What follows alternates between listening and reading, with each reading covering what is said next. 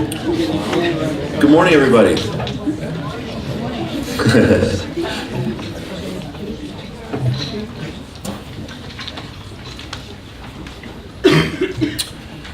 My name is Nick McRae.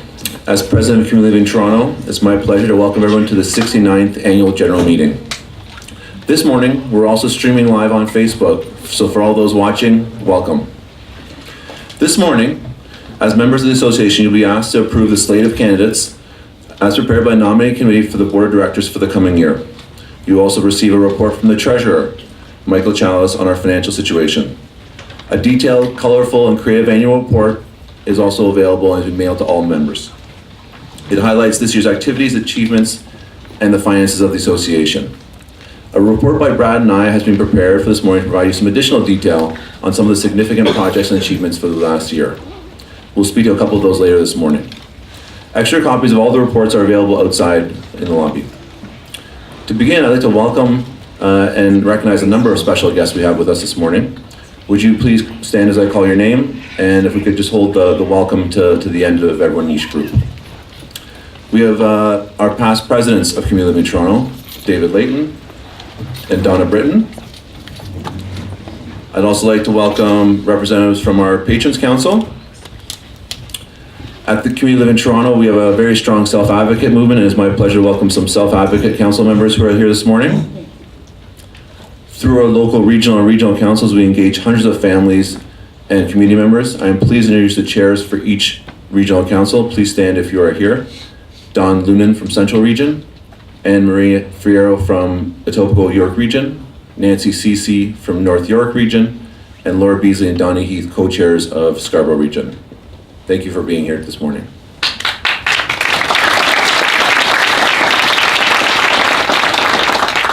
Through our partnership with provincial and national associations, we've been able to further the community living movement.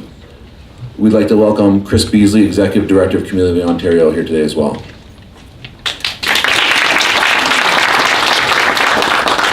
I'd like to welcome our guests from the Ministry of Community and Social Services, Catherine Popevinovic, Program Supervisor, MCSS, Pamela Rothry, Program Supervisor, MCYS, and Mr. Rupert Gordon, Interim Assistant Deputy Minister of the Ministry of Community and Social Services. Thank you.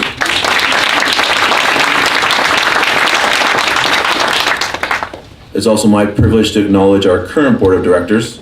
Please remain standing until I've called all the names.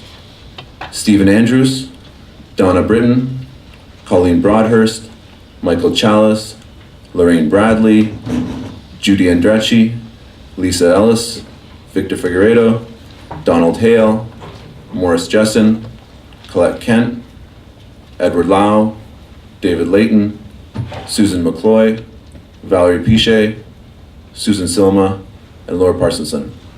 Thank you very much.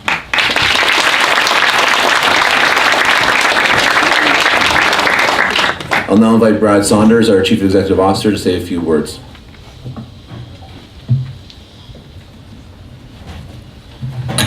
Good morning, everyone. Thanks for coming. I wanted to welcome you this morning as well. And in our annual report, Nick and I refer to the skills and expertise of our very diverse workforce we have at Community Living Toronto, and how they're part of the success we've seen so far, and also our future success going forward. It's a privilege it really is a privilege to be part of a dynamic team here at Community Living Toronto.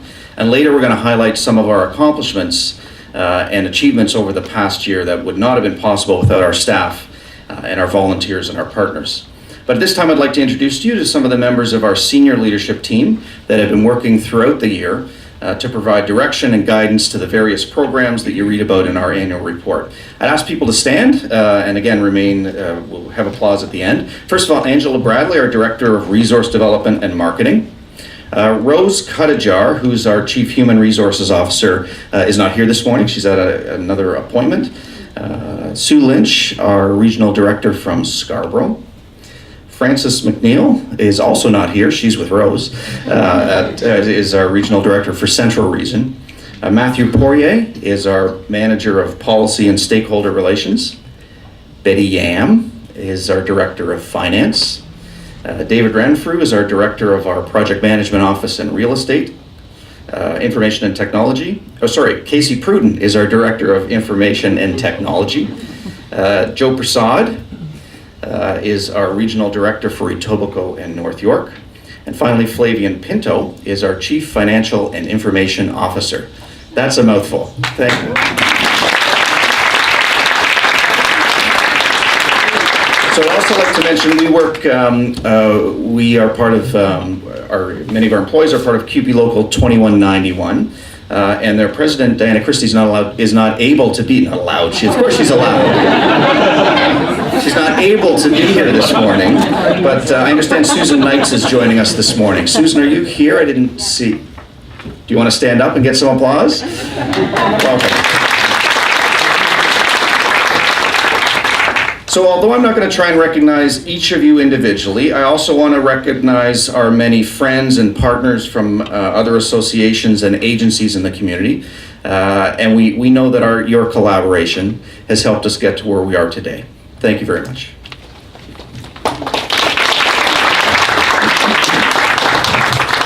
Thanks, Brad. It's now my privilege to introduce our guest speaker. We are very pleased to have Rupert Gordon, the Interim Assistant Deputy Minister to the Honourable Dr. Elena Jazik, the Minister of Community and Social Services, here with us this morning. Mr. Gordon assumed the role of Interim ADM a few weeks ago following the retirement of the former ADM, Karen Chan. We are delighted to welcome here this morning on behalf of the Minister's Office. Mr. Gordon was recently Director with the Poverty Reduction Strategy Office and has worked on over 60 initiatives through 13 different ministries to drive system change to reduce the risk of homelessness. Working with community and Indigenous partners, he has also led the development and implementation of the local Poverty Reduction Fund and is a partner and a champion for people with a disability. We are looking forward to working with him as the development system continues to evolve and be transformed to a more responsive, innovative, and sensitive to the goals of people with intellectual disability in Ontario. Please welcome ADM Rupert Gordon.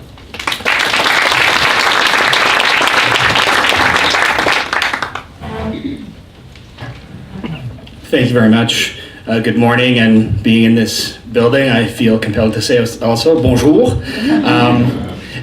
Nick, thanks very much for the kind introduction. You're right, I am new to my current role, but I'm not new to community organizations, to community building and community leadership. And like you, I have served as a board member and a board chair, and I've worked to build a team of talented directors who can artfully care for, challenge, and grow an organization, and who can work both to support and steward a CEO and a leadership team. And I know you have very talented people here in this organization. It is really essential work. It's a gift of leadership, and it generates results that benefit not only the thousands of extraordinary children and adults who are supported by your services here, but also their families and our whole community. So my thanks to you and to the board for working to govern the agency well, to support its mission, and to help your clients and their communities thrive. And this is no small task in an $85 million organization, so thank you. It is amazing to join you here today in your 70th year of success, although I guess you don't really get to celebrate the birthday officially until next year when you've reached the end of the 70th year. Over that time, we have seen huge changes in our world, in our country, in our province. We've seen huge changes in how government plays a role in advancing public services and huge changes in what those services are. And there's no question that the change journey in developmental services over the lifespan of Community Living Toronto has been immense. And over the last 10 to 15 years, change and transformation have been everywhere. We know that means that we're asking a lot of each other as government, community agencies, and the clients and families that we serve and support. And I hope that everyone here is proud of the part that CLT is playing in that journey and the role that your CEO, Brad Saunders, is playing in that process currently. I was really fortunate to get some time with Brad and with Chris and with others at Community Living Ontario last week. And it was exciting to have Brad sharing the lessons of innovation from the My Community Hub project that CLT has done in that forum. And it's a testament to the role that he and his team play, not just in managing change, but in seeking it out to continuously improve. Now, I assume that both Nick and Brad would say that all of their leadership efforts come to nothing without a remarkable team of people who build relationships and provide services to clients and their families every day. So your hard work, which is also very much heart work, makes all the difference. And our biggest thanks and congratulations go to you and to the people and families that you support. So well done. And while I'm grateful to be able to be here to share some of my thoughts with you, I'm particularly honored to get to share greetings on behalf of an especially important partner of all of us and a client of mine. And I have something to leave with you, which I'll turn over in a second, but I'm pleased to read it to everyone here as well. On behalf of the Ministry of Community and Social Services, I'd like to welcome everyone attending today's annual general meeting. I would like to recognize Community Living Toronto for the work that you do each and every day. The Ministry appreciates and values our partnership as we move forward with our efforts to improve Ontario's developmental services. Our goal is to achieve fairness and sustainability in the system to support inclusion, independence, and choice.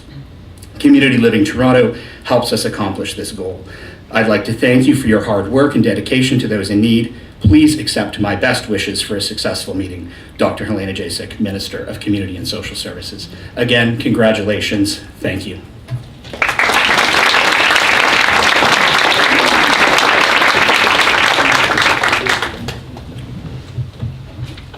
Thank you, Rupert. We'll now move to the business portion of the meeting.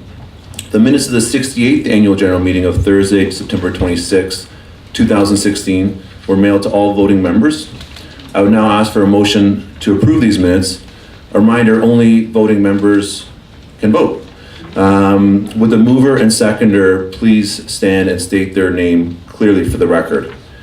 It is recommended that the minutes of the 68th Annual General Meeting of Thursday, September 29th, 2016 be approved.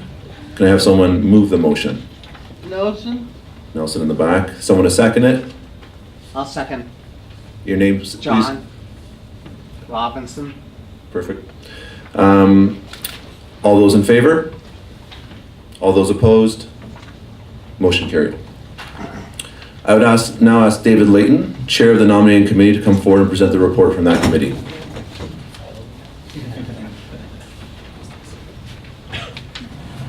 Thank you, Nick. The members of the Nominating Committee work very hard throughout the year to present you with candidates who will continue to provide a wide range of experience, diversity, and skills to the Board of Community Living Toronto and all of its various committees.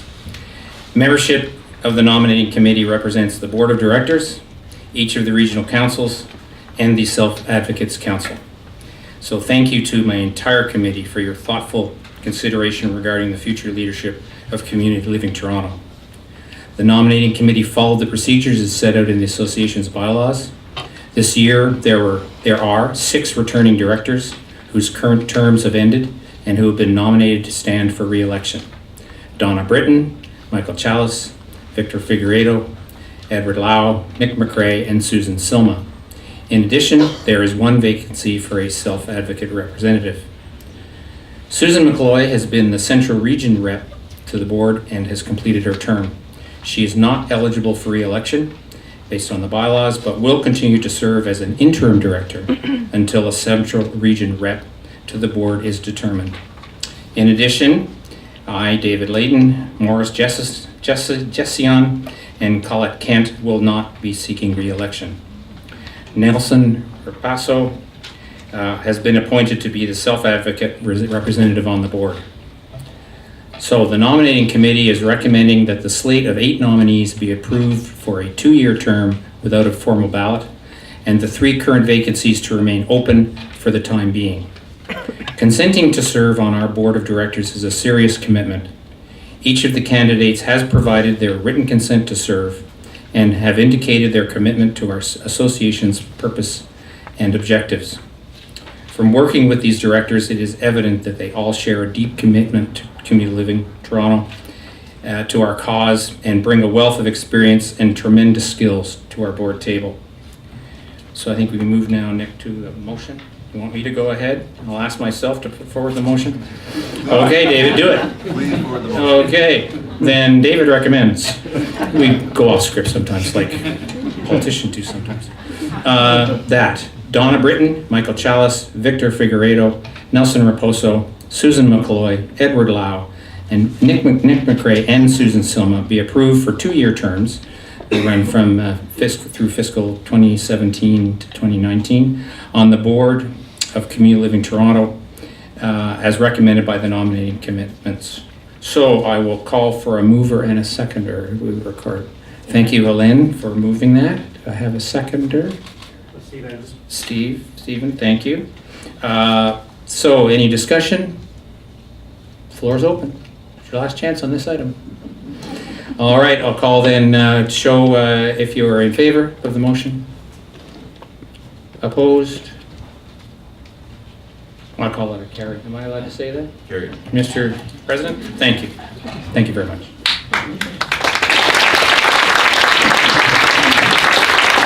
David, on behalf of Community Living Toronto and its members, I'd like to thank the members of the nominating committee for the efforts in recruiting such a group of talented and skilled individuals ready to commit to the work of the association.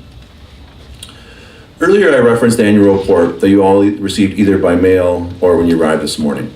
We encourage you to take a look at it, take the time to read it as it highlights some of the many accomplishments that have occurred over the past year. As a leader in the development service sector, Community Living Toronto has a responsibility to advocate for the needs of people we support while also taking action to increase the capacity to provide relevant, innovative, and accessible solutions. Our board and its various committees are supported by a committed and talented group of volunteers who devote close to 3,000 hours a year to the governance and strategic direction of this great association. I'm going to quickly highlight some examples from the past year. First, the board of directors approved Community Living Toronto's new 5-year strategic plan starting in January 2017. Through stakeholder consultations, with the support of Barnes Management Group and our strategic planning subcommittee, we have identified 3 strategic priorities that will guide the work for the next 5 years. They are organizational strength, innovation, and leadership and advocacy. We are proud of this plan and confident that it will put the association on a successful path forward. In keeping with changes we made last year, our Community Partner and Employer of the Year awards were awarded outside of the AGM and given to the recipients in their places of work or at the employer's company. This allows the recipient to celebrate together with their staff, teammates, and partners. This year, we presented the Employer of the Year to Dundee Real Estate Asset Management, otherwise known as DREAM. DREAM has employed 11 individuals with intellectual disabilities since 2014. The team at DREAM has done an exceptional job at accommodating each individual's personal needs to help create a barrier-free employment where every employee can learn new skills and make meaningful contributions. Also this year, our Community Partner Award was given to St. Mark's United Church in Scarborough Region. Since 2008, St. Mark's has worked to create a safe, inclusive space for individuals with intellectual disability to come and feel like they belong. Their award will be presented to them at one of their regular Sunday services in the fall. Along with our Toronto sector partners, we are continuing to advocate for affordable housing options for people with intellectual disability that are inclusive and accessible. They are working with various developers, as well as Build Toronto, to access new housing opportunities that maximize semi-independent living and supported adoptions. Community Living Toronto held another hugely successful Community Rocks in December 2016. It was actually the International Day of People with Disabilities, which was a nice coincidence. Well, I'm not sure it was a coincidence. Well planned, maybe. The event was a huge success. 1,400 people in attendance, and almost $300,000 net was raised as a fundraiser. We're really looking forward to Community Rocks 2018. Before ending my remarks, I want to highlight that the committees of our board are a vital part of Community Living Toronto. Their membership is a dedicated group of volunteers, family, and community members. They truly embody our core value of committed leadership. I want to acknowledge their combined tenacity, passion, and commitment to the mission and vision of Community Living Toronto. I'd like to turn it over to Brad now for a few more words.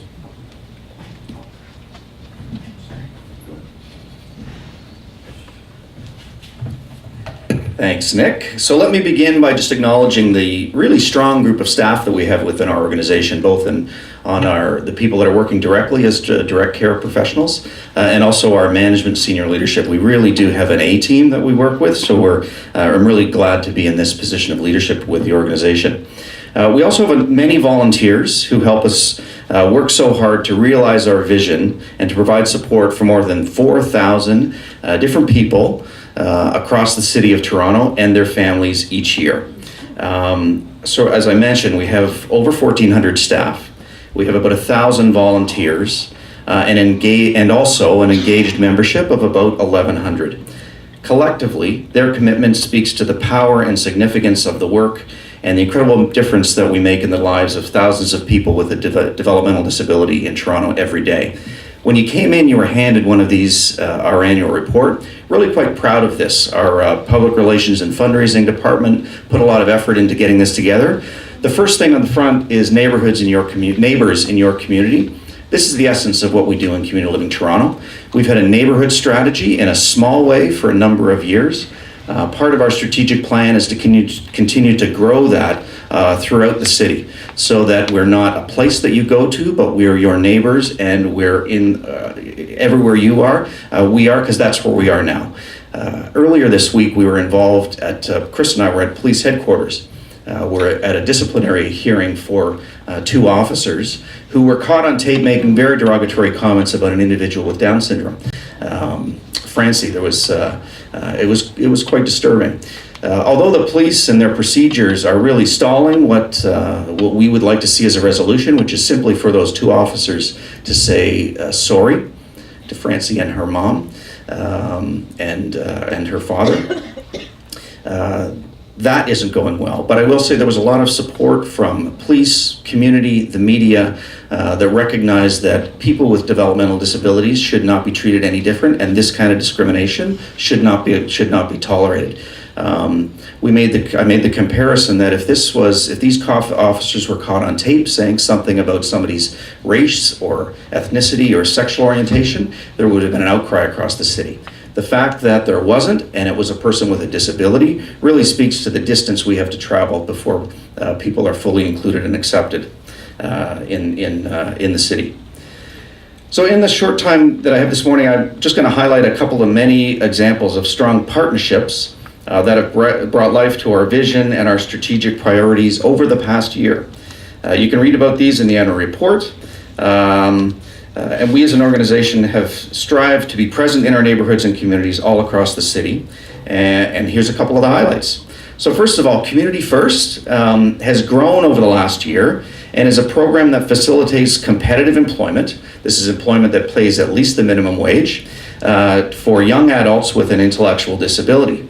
We are continuing our transition away from site-based work activity to a variety of community-based options. And Community First, which was funded by MCSS, is now, for many, the first point of contact in seeking job and acquiring the skills that they will need throughout their life. We are also pleased to continue our partnership with the United Way. Pleased and relieved. The United Way went through a process of determining anchor agencies, and we were fortunate enough to be one of 62 agencies across the city that has been chosen as an anchor agency. With the United Way's focus on poverty reduction, we are excited about the opportunity to refocus some of our services to align with their mission, while strengthening a long-standing partnership that will continue to benefit individuals with a developmental disability in Toronto. Housing, key issue in Toronto. We want to talk about places to live and some of the initiatives we're involved with. We've continued to create innovative models of living for people of all ages. Community Living Toronto is a leader in this area and works to find new ways to support people as independently as possible. So to highlight a couple of the specific programs, our Step Up program currently provides several transitional age youth, and these are typically children or young adults coming out of the child welfare system, child protection, and have never lived on their own, but don't want to live in group care. So we've developed a program that helps them gain those skills as a stepping stone to greater independence. TIFS, which is a short form for Trying It On for Size, is also featured in our annual report. And this has continued to support individuals in learning the necessary skills for them to live independently and successfully in their communities. Bridges to Housing is also another project that is funded by MCSS and through the Developmental Disabilities Housing Task Force. Initially, it aimed to identify 25 homeless men and women with developmental disabilities in 2016 and 2017. and provide them with primary case management services. This approach has had great success in finding more appropriate housing and supports for vulnerable individuals while freeing up shelter spaces. One of the learnings we had from this is that people with a developmental disability are overrepresented in the shelter system. Somewhere, there's been a couple studies now, but between 16 and 18% of people that are in the shelter system also have a developmental disability, compared with 1 or 2% in the general population. So it's an area of great concern.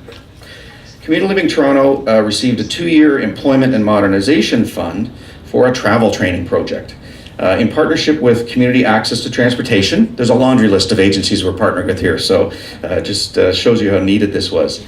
The Geneva Center, Holland Bloorview Kids Rehabilitation Hospital, Carey's Place, Autism Services, the Salvation Army Lawson Ministries, and the Toronto Transit Commission. Will over the next 2 years, 150 participants will be trained on how to use the TTC safely and independently for free. We have expanded our ability. I should also say we had some really good news a couple of weeks ago, and I'm looking at Angela to see if she's waving me off from saying this, but we have a technology group that we work with, the volunteers from the community who are self-confessed nerds, who are right into computer stuff. Through one of those connections, they introduced us to Pivotal, which is an app development company in Toronto. And I gather it's not an app development company, it's the app development company. They've donated the development of this app that's valued at about $150,000 to help us develop it. They do development with Nike and Under Armour and a lot of the apps that are on your phone right now. If you have an iPhone or Samsung device, they're probably there now. So that was a huge boon for that project. Telling your story and putting it out there for everyone to read and connect with is not an easy thing. We are grateful to everyone who works with us and trusts us to do that respectfully and with impact. I'd like to acknowledge everybody that really gave their permission for us to share their personal stories in our annual report. This is just a sampling of the exciting developments and that have emerged from our strategic direction that was established by the board and executed effectively and creatively by our staff in collaboration with our community partners. The leadership team has worked over the past several months on developing an operational plan that aligns with our strategic priorities. I'm looking forward to exciting things coming over the upcoming year. Thank you.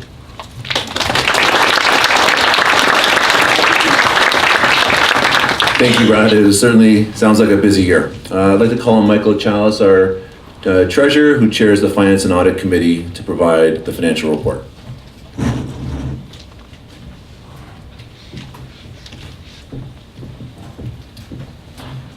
Okay, thank you, Nick. Good morning, everybody. So in the annual report sent to each member of Community Living Toronto, there is an overview of the finance report. Each member has also received a copy of the financial statement and the auditor's report for the year ending March 31st, 2017, when you arrived this morning. Audited and signed financial statements are also available upon request through the Community Living Toronto Executive Office at 20 Spadina Road.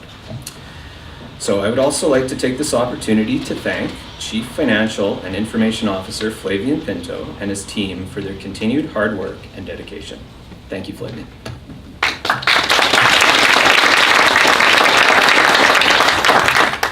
So, as in the past few years, in fiscal 2016-17, we continued to operate in an environment of austerity and restraint.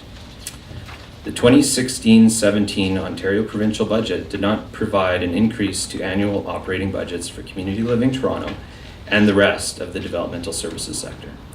As in the last several years, we continue to be challenged to manage rising costs and operating services within these fixed budgets, while also supporting individuals with increasingly complex needs and rising costs. While we have been successful in competing for funding for new services, not receiving increases to our base budget for the past 10 plus fiscal years has had a significant negative effect on our operations and operating statements, and hinders our ability to manage within a balanced budget. In addition, since 2008, we have also seen significant impact of low interest rates on our pension plan, which has also been responsible for volatility on our balance sheet and a draw on our cash position. This situation is not unique to Community Living Toronto, but with the leadership and expertise provided by our pension subcommittee, the board has been able to manage and mitigate these risks to ensure that this does not affect the viability of the organization, sustainability of our pension plan, nor the quality of services and supports provided. So despite these significant challenges, we have continued to provide the highest quality of services and supports to individuals. We've continued to keep administrative costs low despite the increasing requirements associated with transformation and the administrative requirements of ever-changing legislation, regulations, and funder requirements. Our goal continues to be to maximize the funds spent on providing services and supports while minimizing administrative costs. Ongoing support from our funders, the generosity of individuals and corporate donors, the dedication of our volunteers, and the passion of our caring staff, for which we are very thankful, makes it possible for us to deliver innovative and person-directed services and supports to individuals with intellectual disabilities. For the 2016-17 year, total revenue was $85.2 million. Approximately 80% of the revenue was received from the Ministry of Community and Social Services, Ministry of Children and Youth Services. The remainder was received from a variety of sources, including the City of Toronto, the United Way Toronto York Region, our fundraising efforts, fee-for-service programs, entrepreneurial ventures, and user fees. Total expenses were $85.3 million, which was spent on supporting over 4,000 unique individuals. Despite our prudent initiatives to reduce costs without sacrificing services, we ended the year with a total deficit position of $100,000. Financial results of Community Living Toronto are prepared and are fairly presented in accordance with generally accepted accounting principles, and these results have been audited by our external auditors, KPMG. Again, I wish to thank Flavian and his team for making my job as treasurer run smoothly, and if you have any questions, Flavian or I would be happy to respond. Thank you.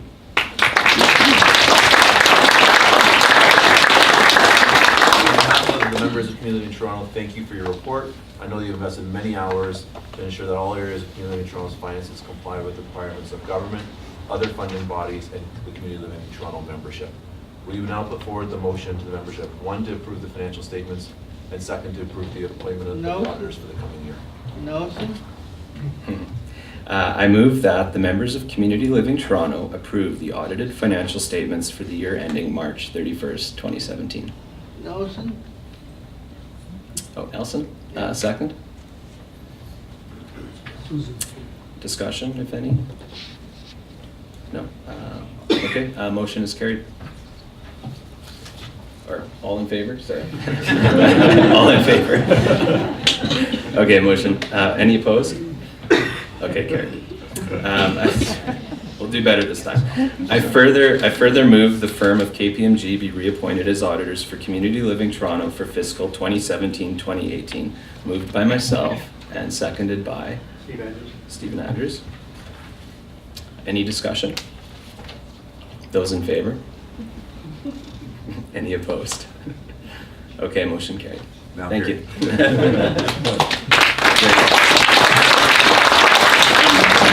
Thank you, Michael.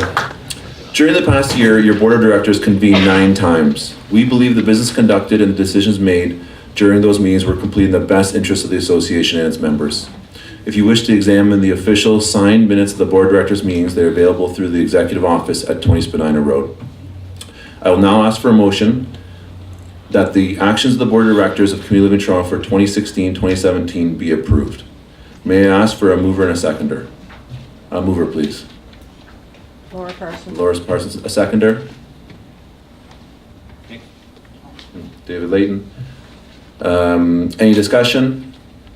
All in favor? All opposed? Carried. Thank you.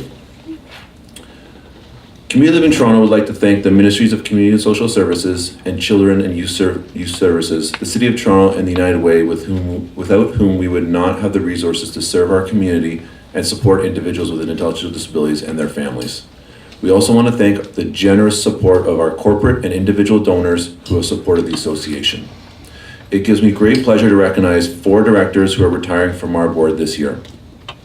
All of them have used their significant knowledge and talents to assist in Community Living Toronto's work. Their contributions have been extensive, and I would like to take this opportunity to thank them for their service as invaluable contributors to the vision of Community Living Toronto. Three of them couldn't be here this morning, but I'd like to mention Colette Kent, Morris Jessen, and Lorraine Bradley. Mr. David Layton is here today, and I'd like to say a special thank you to David for being a member of the board for at least 10 plus years, chairing the real estate committee and being the past president of the board of directors and being a personal mentor to me when I joined the board. Thank you very much.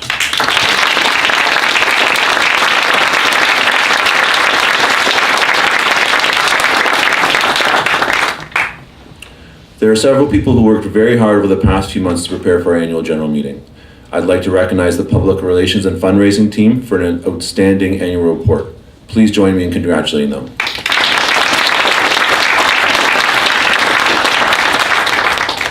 Davey and Matthew have coordinated a very successful AGM. Thank you both. Thanks to all the members and staff who helped make this a great morning. Thank you.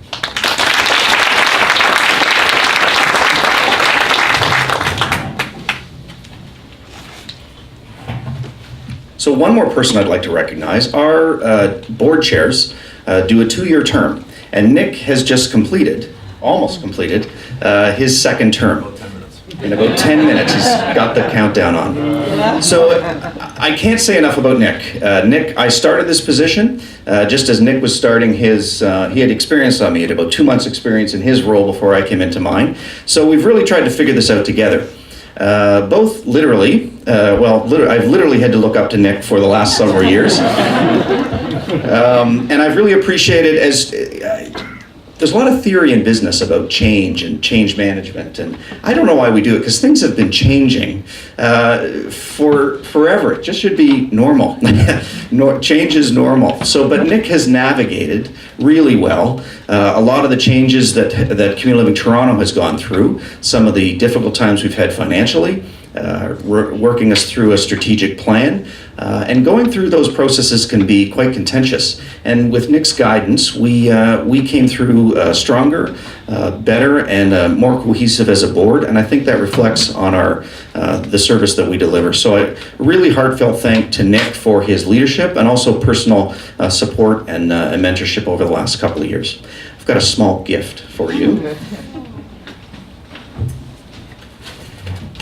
In keeping with this is a pen. We have a tradition of giving previous board chairs an engraved pen, so I haven't seen the pen, but it's very nice. I haven't seen it since it's been engraved, so it's very nice. Congratulations.